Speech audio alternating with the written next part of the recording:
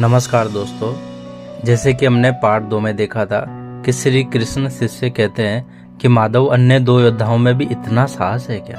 तो दोस्तों श्री कृष्ण कहते हैं एक तरफ पानी देखकर अग्नि को कमजोर समझने की भूल मत करना, क्योंकि कौरव सेना के अन्य दो योद्धा अत्यंत भयानक अस्त्र का ज्ञान रखते हैं। तब श्री कृष्ण शिष्य कहते हैं कौन योद्धा माधव।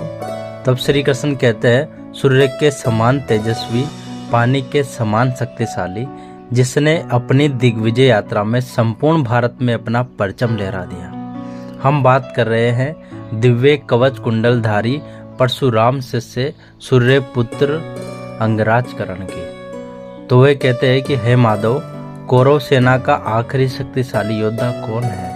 तब श्री कृष्ण कहते हैं जिस प्रकार हमें सूर्य की तेज धूप से बचने के लिए एक वृक्ष की आवश्यकता होती है, उसी प्रकार कौरवों की सेना की सुरक्षा के लिए अर्जुन के महागुरु गुरु द्रोण है। गुरु द्रोण अत्यंत शक्तिशाली एवं चतुर है।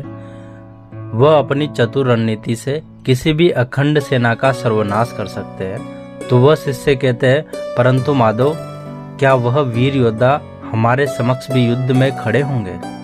तब श्री कृष्ण कहते हैं अवश्य। कुछ समय पश्चात धरती पर प्रचंड युद्ध की गूंज गूंजेगी। समग्र सृष्टि के योद्धा आएंगे, प्रचंड युद्ध होगा, महादेव का भयानक तांडव होगा, महासंग्राम होगा, महाभारत होगा।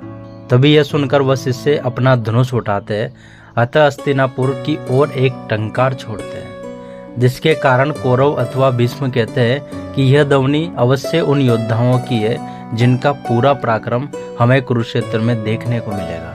अतः दूसरी तरफ वह शिष्य भी श्री कृष्ण से कहते हैं यदि युद्ध हुआ तो हम हस्तिनापुर में कोहराम मचा देंगे।